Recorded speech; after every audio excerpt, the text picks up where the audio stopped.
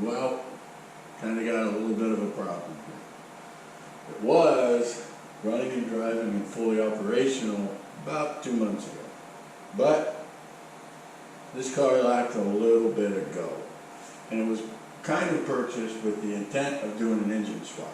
So I already got rid of a whole bunch of stuff, and there's a whole lot planned for the car. So I failed to kind of document early on. So let's play catch up here real quick. The car was running and driving, about complete. I was driving it around, having a little bit of fun with the car, but it was purchased with the intent of doing an engine swap. Not any engine. I want to do a V8. Wanted to do something a little different than the LS. So I got a L86 LT motor. And I also kind of doing stuff a little bit different with that as well, which I'll talk about that in probably a separate video. But for the car, there was a few things that needed to be accounted for with what I wanted to do with the car. So not only did I want to do an engine swap, I wanted to do force induction.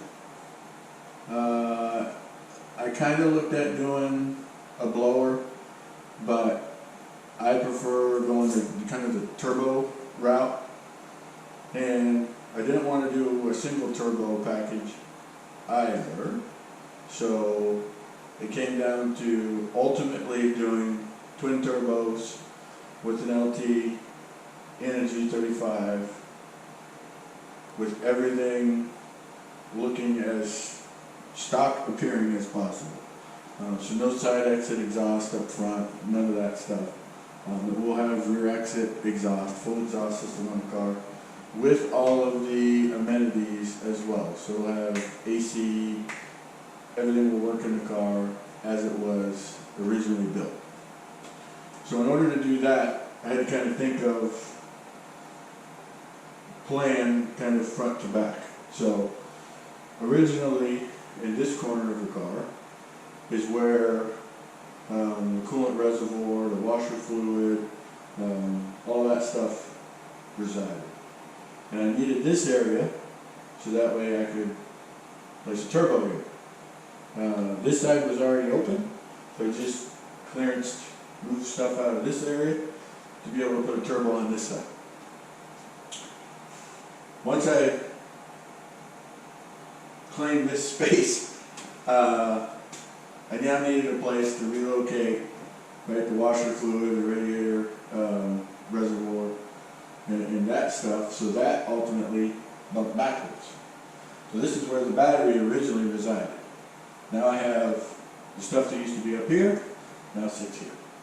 So that drove the battery having to go to the trunk. Haven't done that part of the build yet, but the battery will be relocated into the trunk. But from that point, once I kind of had an idea of what I was doing up front, it wasn't necessarily required, but I didn't necessarily prefer the appearance of the car with the intermediate firewall in here. So I pulled that out of the car as well. To me, I think it looks cleaner without it. So that's why I removed it from the car. Not really an absolute necessity. To me, it was just more of a aesthetic kind of a piece. I like the way the car looks without it being here. From that left me with really my last kind of hurdle was having enough clearance up front into frame rails to be able to get all of the turbo piping in. So I had to notch out the front frame rails, clearance everything. I've already finished the fabrication on the front frame rails, reboxed in the frame. So all of that is complete.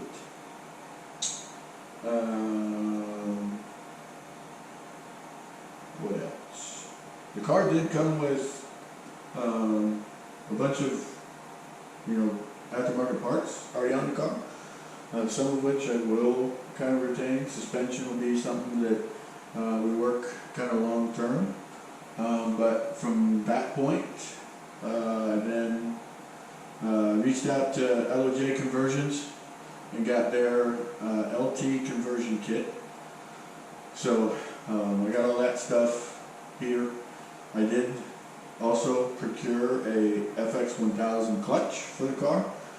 So I'm going to do kind of a detailed video of me working on the engine here in a little bit. What else? Kind of cool stuff. I did have to lightly massage the strut towers to be able to get the headers to fit. I am running kind of flip up style manifolds, so that way I had space underneath them to be able to fit the exhaust going back out. Because one of the kind of requirements for the build was absolutely no like side exit exhaust. I wasn't punching it through the fender or the front bumper. It will have rear exit exhaust, hood will close, everything will look stock when the car is completely set.